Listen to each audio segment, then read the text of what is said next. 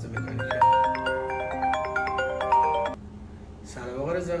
سلام عشقم. مخلصی؟ خوبی هستی دلم؟ خواهش میکنم قربان شما. امشب میای پیشم؟ ماشین آماده است؟ آماده. باشه آقا. باشه من تو یه ساعت دیگه میبرمش. پس من منتظرتم. دم شما گرم. قربان شما. خدا نگهدار.